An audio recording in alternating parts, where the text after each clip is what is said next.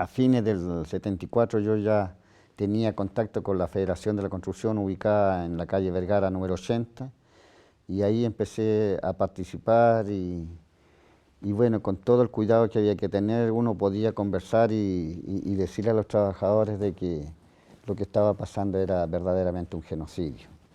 Y más de alguno también entregaba el testimonio que en el trayecto a su casa vio más de un cadáver. Entonces, a pesar de toda esa reserva, se podía empezar a hacer algo en la línea sindical, empezamos a incentivar la cosa deportiva, juvenil y así, podíamos mantener al menos los 3 primeros años del golpe todavía un cierto presencia de trabajadores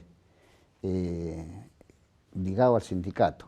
La actitud que asumieron los empresarios en el instante del golpe, sin duda que se suben por el chorro, amenazan a los delegados, le hablan a la gente diciendo de que ya la situación cambia radicalmente y que no quieren ni sindicato ni política en la faena.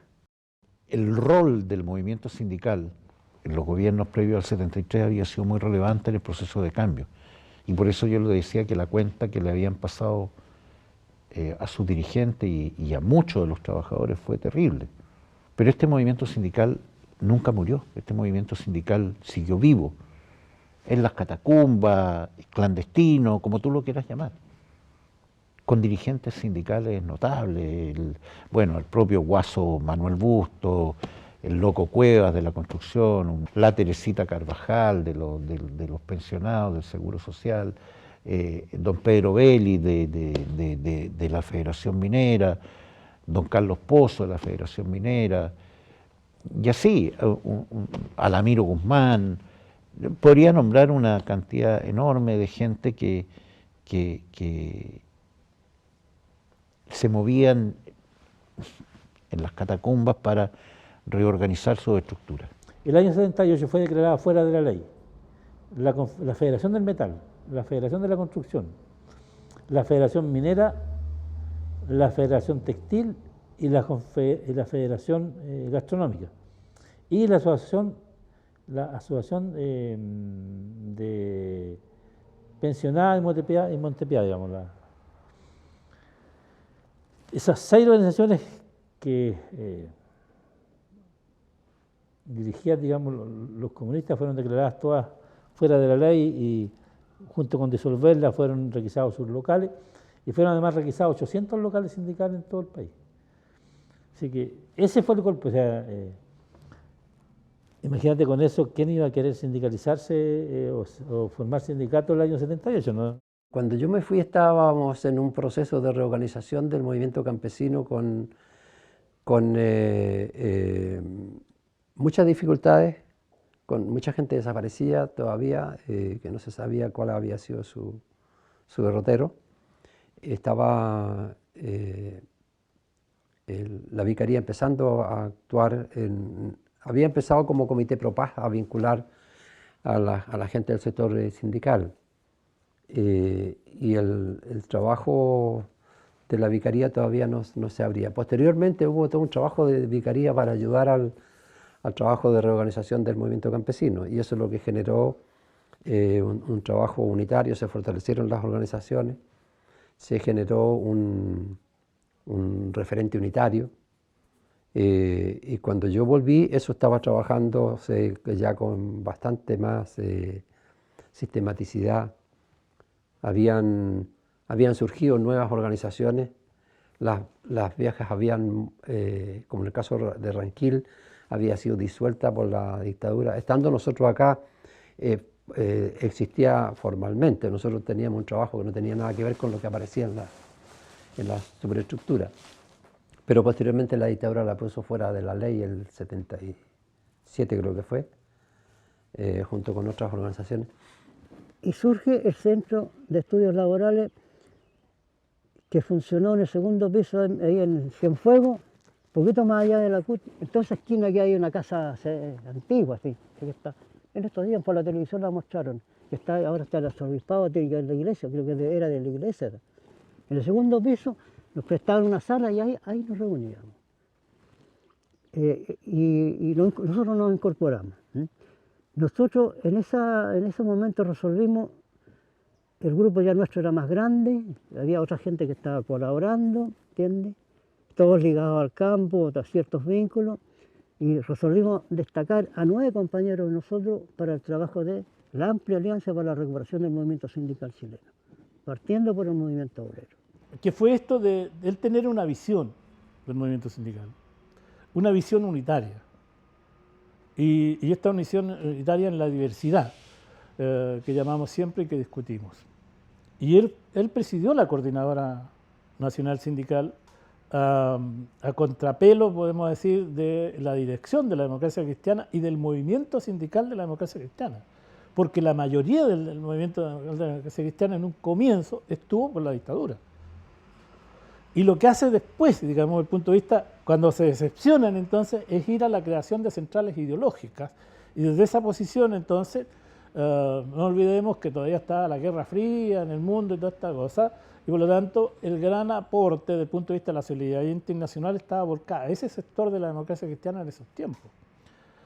Y el Guaso supo mantener toda una posición desde esa perspectiva y con un grupo muy pequeño de democracia cristiana y con todas las otras fuerzas de la izquierda, digamos, que componían el movimiento sindical, crean la Coordinadora Nacional Sindical, que es el referente más claro y más preciso y es el que lanza el primer manifiesto en este país en contra de la dictadura, con todo un plan de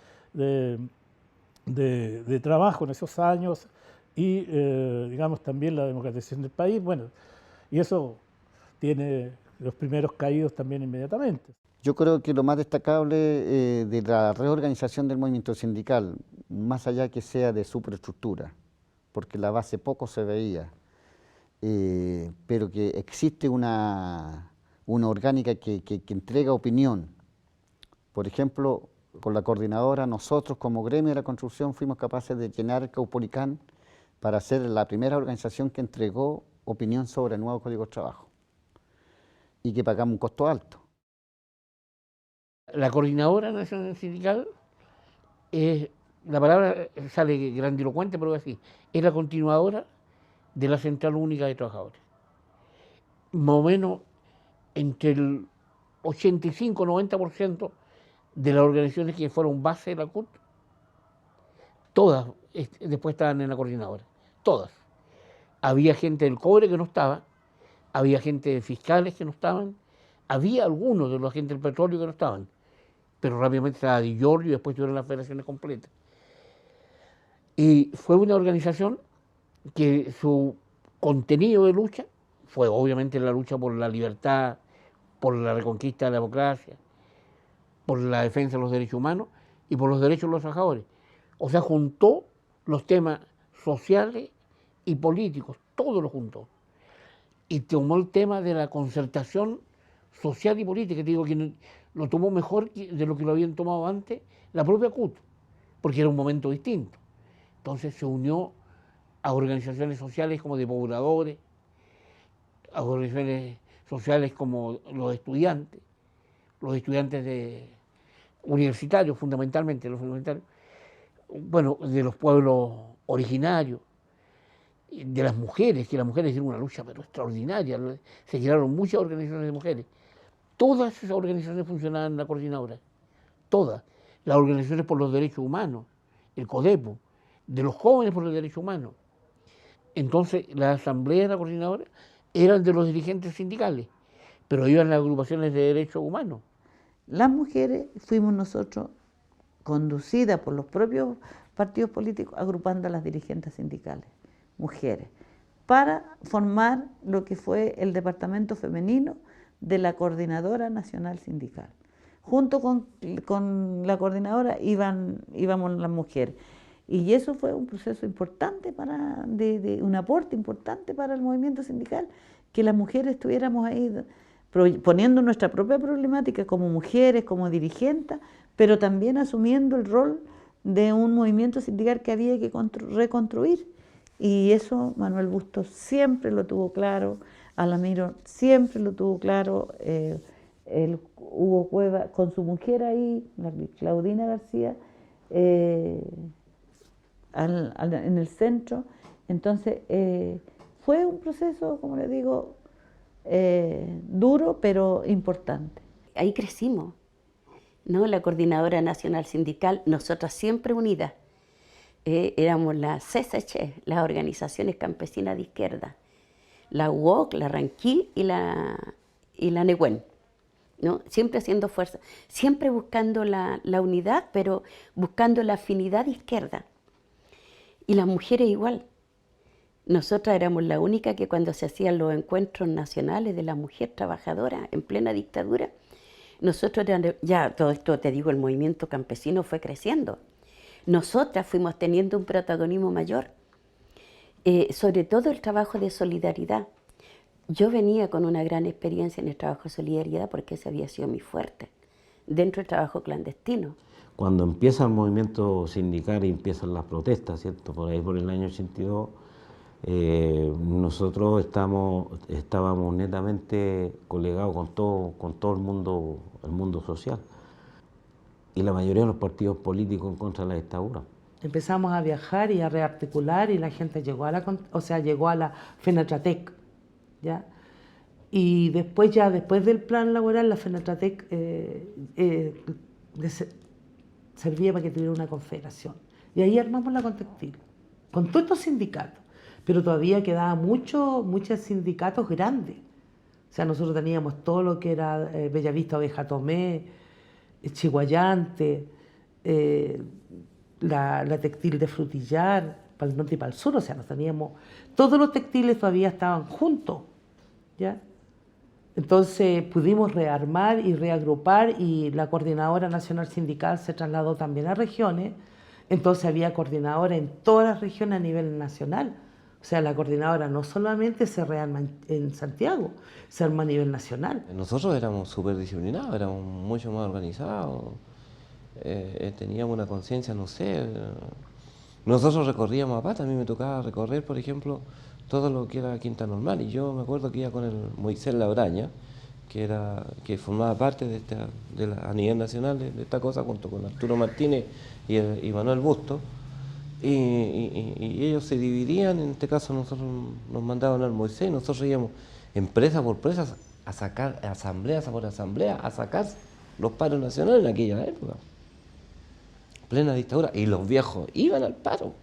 Y fuimos sumando, compañeros, fuimos sumando fuerzas, hasta que todo ese trabajo que nació desde la Coordinadora Nacional Sindical pasó por un referéndum, por un pronunciamiento que hubo en la división de Salvador, de los trabajadores de Salvador, sacando el acuerdo de paro nacional, que lo llevaron al Congreso de la Confederación de Trabajadores del Cobre, que sacó el acuerdo de paro. Fuimos dándole formación a lo que fue el Comando Nacional de Trabajadores, que fue un paso natural de las fuerzas que convergían por el cambio de la situación en el país. Eso nos permitió poder proyectar el avance ya de un movimiento sindical más consistente, pero también más desafiante. El tema sindical se fue desarrollando y al mismo tiempo la lucha política se va agudizando, porque también los sectores de izquierda toman cierto control de la Confederación de Trabajadores del Cobre y desplazan a los dirigentes que había puesto la dictadura. Y ahí se empieza a desarrollar todo el movimiento sindical ya con más fuerza, la gente empieza a salir más, se consolida este llamado pliego de Chile y se produce también el Congreso de los Trabajadores del Cobre, de la CTC, se llama CTC, ¿no? Confederación de Trabajadores del Cobre, que acuerda este paro, digamos, para el 11 de mayo del 83. Y se hace la protesta. Ahí quiero que haga. Porque nosotros nunca pensamos que el país estaba tan descontento como estaba. Entonces, había una crisis económica del 82. por ahí cambió el dólar. Soltó el dólar que estaba a 39, lo soltó y el asesino dijo, los que están endeudados que paguen, o si no que cierren su empresa, algo así. Todas las empresas que él mismo había ayudado a formar. La reacción del mundo popular fue para mí impresionante. El respaldo y la respuesta de ellos a la crisis económica que había en ese momento sirvió para alimentar el movimiento que estaba llevando adelante. Y se unió la crisis laboral, la crisis económica de los empresarios, pequeños, medianos y grandes empresarios, la crisis estudiantil, la crisis poblacional, que en ese tiempo los trabajadores trabajaban en el PEMPOG, Plan de Empleo Mínimo, Plan de Empleo para Jefes de Hogar. Como dicen los que hablan del tiempo, se formó la tormenta perfecta. Es que por primera vez el gremio de los trabajadores del cobre se para y no por reivindicaciones económicas, sino que diciendo derechamente aquí queremos un cambio. No le creemos a nadie. El problema de los trabajadores chilenos, dice una declaración que sacó, no es de una ley más, de una ley menos, sino que de un sistema que nos tiene sumidos en el dolor, en la miseria. Allí hubo también un desarrollo personal, profesional, en el plano del derecho laboral, que a mí me enriqueció personalmente, pero yo diría que lo más importante es la relación de amistad y de hermandad que se creó con todos estos compañeros, especialmente los dirigentes despedidos. Hubo un hito importante en el contexto de ese paro, que fue una huelga de hambre que realizaron 6 trabajadores, donde estuvimos a punto de quebrarle la mano a la dictadura y un poquito por falta de visión política se perdió esa que era una gran oportunidad. Tanto compromiso pone en peligro la estabilidad de un régimen que está parapetrado en la fuerza. No en las convicciones, sino en la fuerza. Y fuimos encarcelados. Una cárcel de Bustos, Martínez y el que habla, que estuvimos cerca de un mes encarcelados. Nos trasladaron allí a la penitenciaría y en la penitenciaría se juntaba tanta gente que nos sacaron para acá, para Capuchino. Y en Capuchino todos los días había enfrentamientos, pues habían más de 500, 600 personas en la calle para ir a visitarnos y al final se formaban en una confrontación con la policía, con guanacos, etc. Hasta que ya llegaron al convencimiento que era mejor librarnos que tenerlos ahí encarcelados. Total, estábamos en una cárcel nacional que era el país. Yo creo que en ese minuto se actuó como vanguardia, diría, para usar términos de la época. Hoy día esas cosas ya no sirven. En donde la dirigencia sindical, que estaba más preclara, hizo lo que tenía que hacer. Y después se fue ligando más a lo político. Y es así como terminamos, con un papel y un lápiz. Sin embargo, ya cuando se empieza a expresar la formación de la CUT, la discusión es mucho ya más ideológica. Desde cómo se iba a llamar la CUT, si era Central Única de Trabajadores o si era Central Unitaria de Trabajadores, hasta incluso el tipo de logo que tenía, que llega a tener la CUT en su primer periodo, que no nos olvidemos que fue una CUT que tenía los 3 colores de la bandera, que yo creo que esa no fue una discusión difícil, ese aspecto, pero sí fue la declaración de principio y sí lo fue también el que si era unitaria o era única. Esa tal vez fue la discusión ideológica más fuerte y más de confrontación. La dictadura militar, su éxito, entre comillas, fue la atomización, la desintegración. Juguemos a eso. Nosotros al revés. Juguemos, ¿cierto?, a movimientos sociales plurales, heterogéneos y diversos, donde los partidos políticos no existen, pero también aprendamos la lección de la historia, que en el movimiento social estamos todos, y nadie puede arrogarse en forma exclusiva y excluyente que representa a los trabajadores chilenos. Entonces nuestra experiencia fue, jóvenes, jóvenes que no teníamos esa experiencia frente al fracaso de la democracia, que un punto clave era aquí, que si el movimiento social democrático había que afrontar a Pinochet, pero teníamos que ser plural y diverso. Las historias del movimiento sindical no se cuentan. O sea, hay otros que cuentan otras historias, pero nosotros fuimos parte de esta vida, nosotros fuimos parte de la construcción de la democracia y del tejido social en Chile. Entonces yo siento que esto también se lo debemos a los trabajadores y a las trabajadoras. Hasta el día de hoy, Hugo es reconocido dentro del movimiento sindical. Los viejos de la construcción han tenido esa madurez, esa entrega de que permanezca, y no solamente Héctor, sino que, no sé, por el compañero González, el compañero Montoya, los viejos detenidos desaparecidos de la Confederación, los que están muertos. Entonces han permanecido su memoria alta, de no olvidar la historia, porque el que olvida su historia está muerto. Y no tenéis conciencia social, no tenéis una conciencia política, una formación política. A eso me refiero. Un dirigente tiene que tener y tiene que ser político. ¿Ah? Que tenga las cosas claras, que sepa de dónde viene, quién es, a quién pertenece, a quién me debo.